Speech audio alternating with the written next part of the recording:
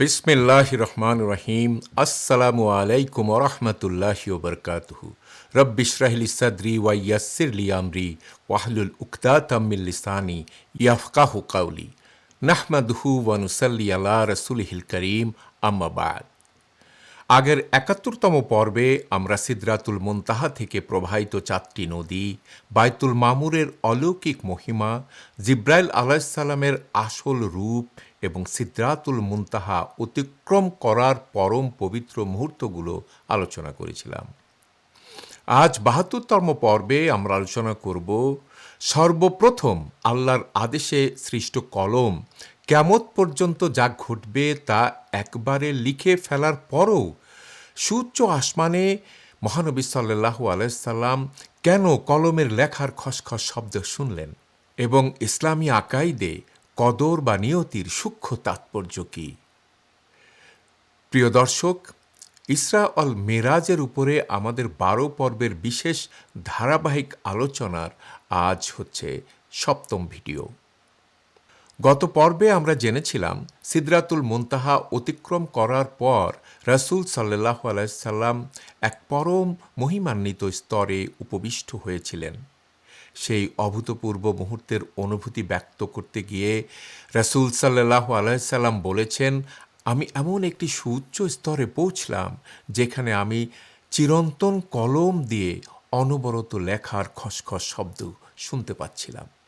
প্রিয় দর্শক, একটু চিন্তা করুন।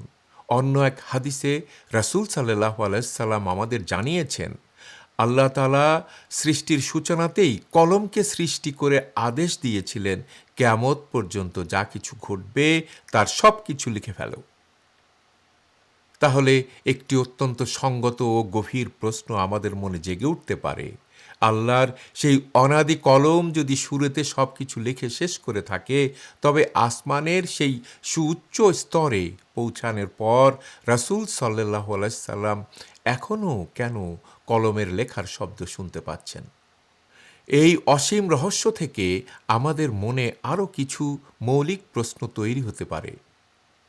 যেমন, তবে কি মানুষের কদর বা ঐশ্বরিক নিয়তি প্রতি মুহূর্তেই নতুন করে লেখা হচ্ছে?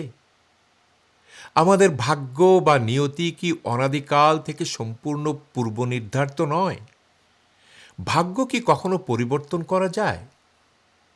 কিংবা মানুষের কোনো আমল বা দোয়ার মাধ্যমে কি নিয়তি পরিবর্তন করা সম্ভব?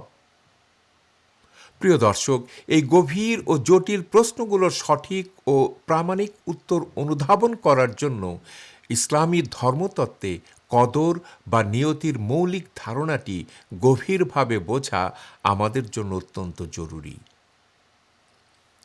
ইসলামী আকাইদে কদর হলো বিশ্বাস ও ঈমানের এক অবিচ্ছেদ্য মূল ভিত্তি।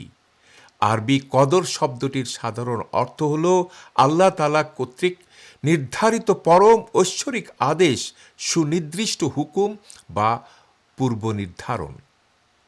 সহজ কথায়, সমগ্র সৃষ্টি জগৎ, প্রতিটি মানব জীবন এবং মহাবিশ্বের অতীত, বর্তমান ও ভবিষ্যতে যা কিছু ঘটবে সে সম্পর্কে মহান আল্লাহর পরম পূর্বজ্ঞান এবং তারই সুনির্দিষ্ট ও চূড়ান্ত নিয়ন্ত্রণ অক্ষুণ্ণ রাখার নীতিকেই কদর বলা হয়।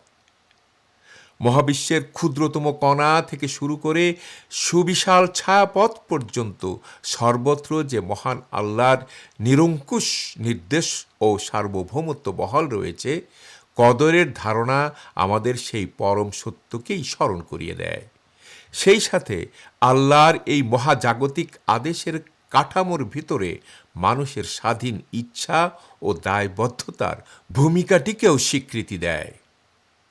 আমাদের মানব জীবনে নানা রূপ চ্যালেঞ্জ, বিপদাপদ ও অনিশ্চয়তার মুখোমুখি হওয়ার ক্ষেত্রে এই কদরের উপর ঈমান একজন মুমিনের জন্য সান্ত্বনা, সঠিক দিক নির্দেশনা ও বিনম্রতার পরম উৎস হিসেবে কাজ করে।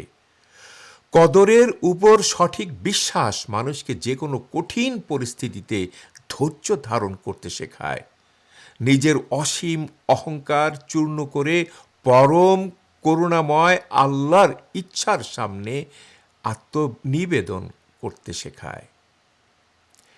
এটি আমাদের শিক্ষা দেয় সব পরিস্থিতিতে আল্লাহর অসীম জ্ঞানের কাছে অবিচল আস্থা রাখতে এবং বিনম্র দোয়ার মাধ্যমে হৃদয়ে প্রশান্তি খুঁজে নিতে।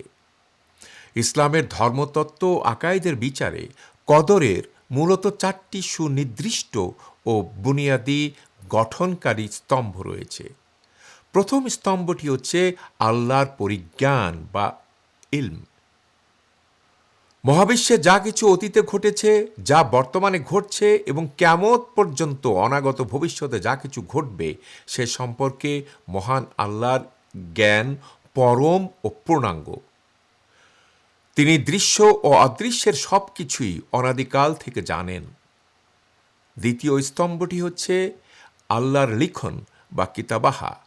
আল্লাহ তাআলা তার অসীম জ্ঞান দিয়ে যা কিছু জানেন তা তিনি আল্লাহ আল মাহফুজ বা পরম সংরক্ষিত ফলকে অলঙ্ঘনীয়ভাবে লিপিবদ্ধ করে রেখেছেন। সৃষ্টি জগতের আদ্যপান্ত সব কিছুই পরম যত্নে এই সংরক্ষিত ফলকে রেকর্ড করা হয়েছে। এটি প্রমাণ করে যে বিশ্বজগতের ঘটনাবলী কোনো আকস্মিক বা অনিয়ন্ত্রিত বিষয় নয়, বরং তা মহান আল্লাহর পূর্বজ্ঞানের প্রতিফলন। তৃতীয় স্তম্ভটি হচ্ছে আল্লাহর ইচ্ছা বা মাশিয়াহ। আল্লাহ তাআলা যা কিছু ইচ্ছা করেন তাই ঘটে, আর যা তিনি ইচ্ছা করেন না তা কখনোই ঘটতে পারে না।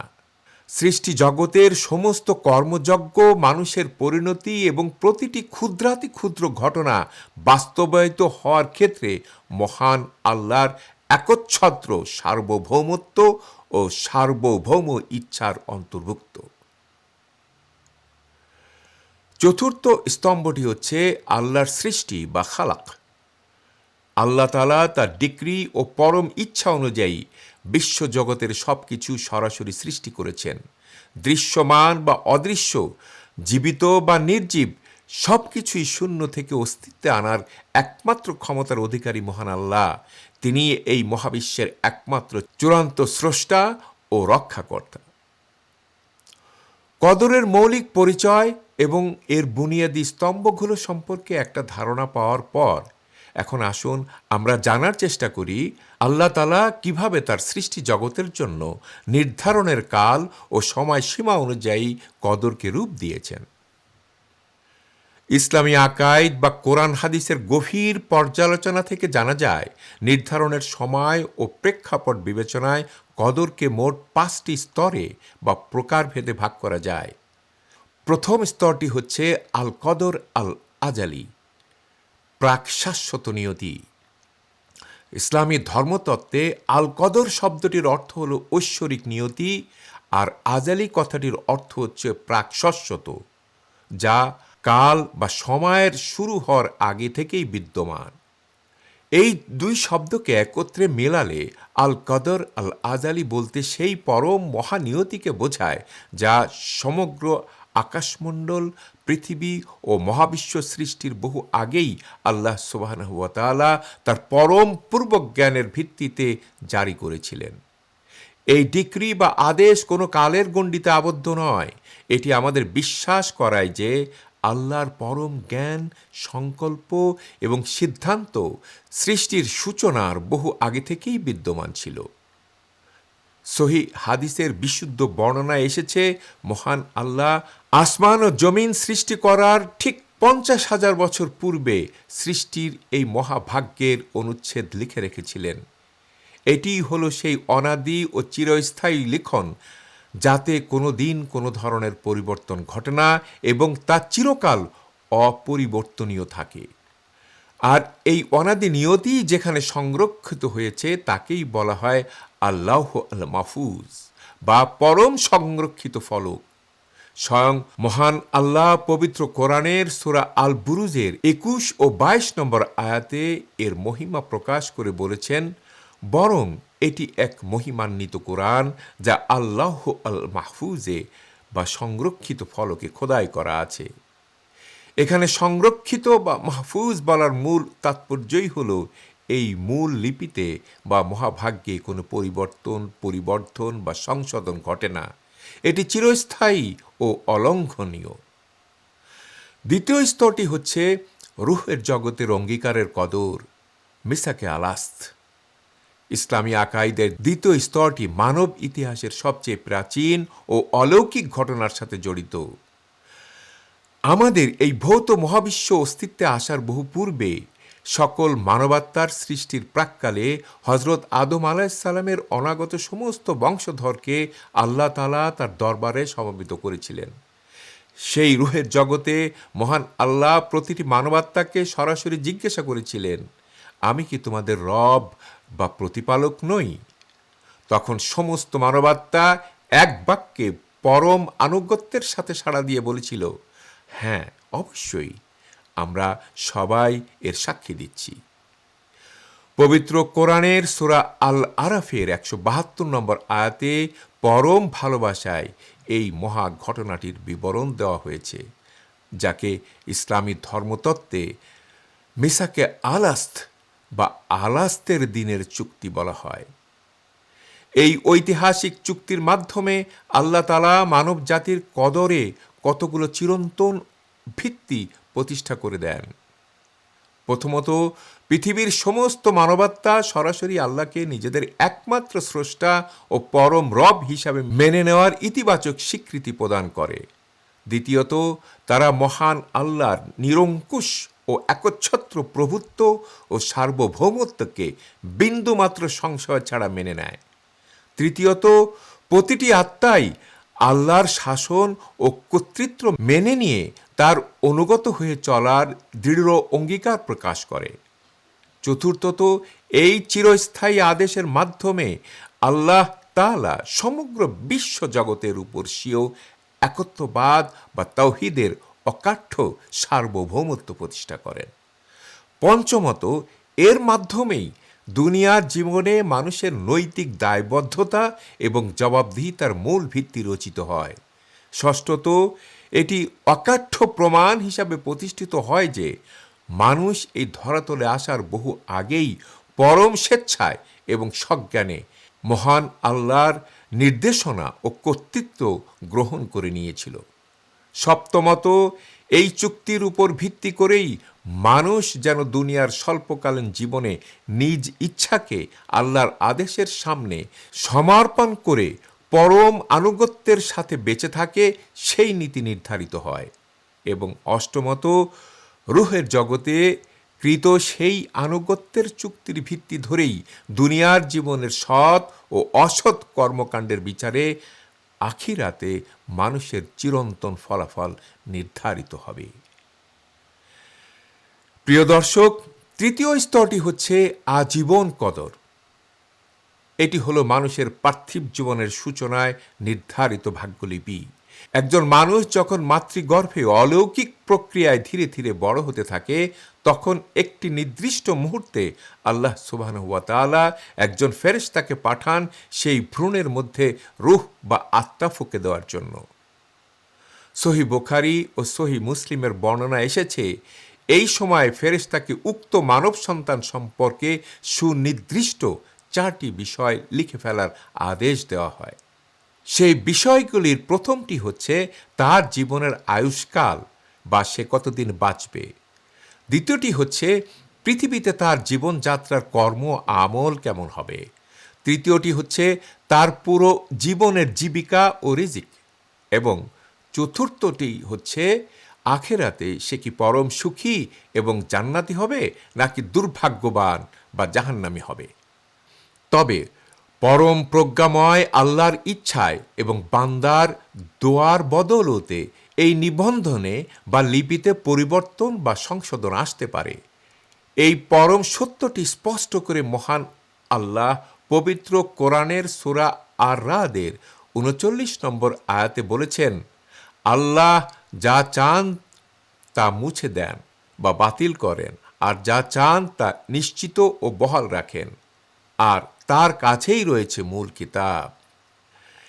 ঠিক এই কারণেই আমিরুল মুমিনিন হযরত ওমর ইবনুল খাত্তাব রাদিয়াল্লাহু আনহু পরম আকুতি নিয়ে কাবার চত্বরে দাঁড়িয়ে আল্লাহর দরবারে দোয়া করতেন, হে আল্লাহ, আপনি যদি আমাকে হেদায়েত প্রাপ্ত ও জান্নাতবাসী হিসেবে লিখে থাকেন, তবে তা বহাল ও নিশ্চিত রাখুন।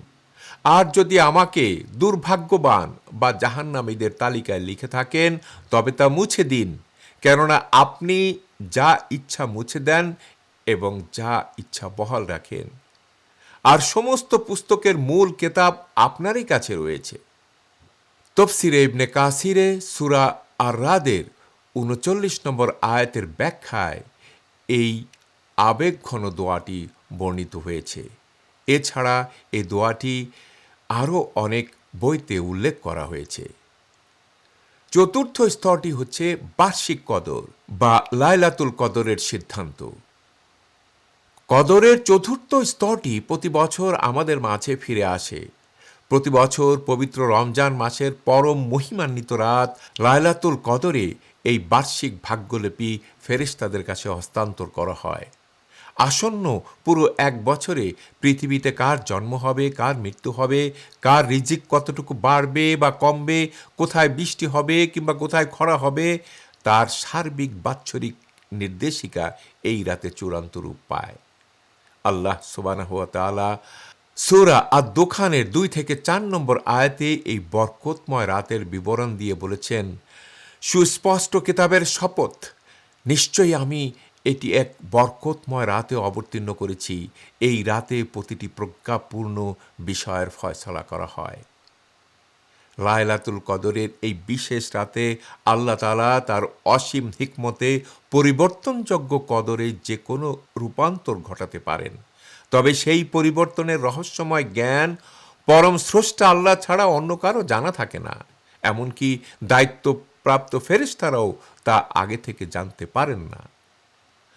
পঞ্চম স্তরটি হচ্ছে দৈনিক কদর, প্রতিদিনের মহাজাগতিক পরিচালনার জন্য যে পরিবর্তন করা হয় সেটা। কদরের পঞ্চম ও শেষ প্রকারটি হল মহান আল্লাহর প্রতিদিনের সুনির্দিষ্ট হুকুম ও ফয়সালা।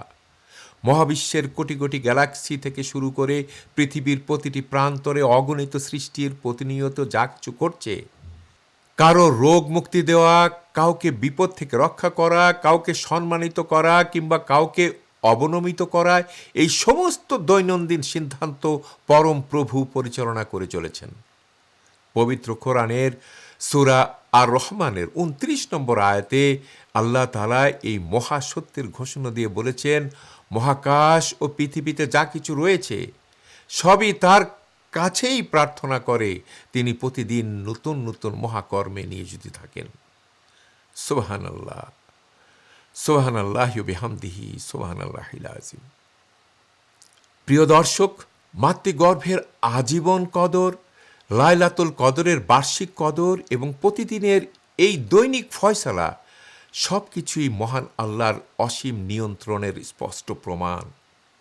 কদরের এই ৫টি বৈচিত্র্যময় রূপ পর্যালোচনা করলে আমরা যে অত্যন্ত চমৎকার ও পরম সত্য দেখতে পাই তা হচ্ছে, প্রথমত, কেবল একটি মাত্র মূল কদর চিরকাল সম্পূর্ণ অপরিবর্তনশীল ও অলঙ্ঘনীয় থাকে, আর তা হল আল্লাহ আল মাহফুজ এ লিপিবদ্ধ আল কদর আল আজালি বা পরম অনাদি নিয়তি। সেখানে আল্লাহর অসীম পূর্বজ্ঞান নিখুঁতভাবে সংরক্ষিত রয়েছে। দ্বিতীয়ত, ঐশ্বরিক এই ৫ প্রকার ফয়সালার মধ্যে ৩টি কদর বা ডিক্রি, অর্থাৎ ভ্রূণস্থ শিশুর জীবনের কদর, লাইলাতুল কদরের বার্ষিক কদর এবং দৈনন্দিন কদর আল্লাহ সুবহানাহু ওয়া তাআলার পরম ইচ্ছায় পরিবর্তন হতে পারে। এখন প্রশ্ন ওঠে, যে পরিবর্তনযোগ্য কদরগুলোর কথা আমরা জানলাম, সেগুলো পরিবর্তন বা সংশোধন করার শক্তিশালী মাধ্যমগুলো কি কি? হাদিসের প্রামাণিক নথিপত্র আমাদের জানায় যে এই পরিবর্তন অর্জনের সর্বশ্রেষ্ঠ হাতিয়ার হলো ৩টি। প্রথমত, দোয়া বা মহান আল্লাহ রব্বুল আলামিনের কাছে আকুল প্রার্থনা।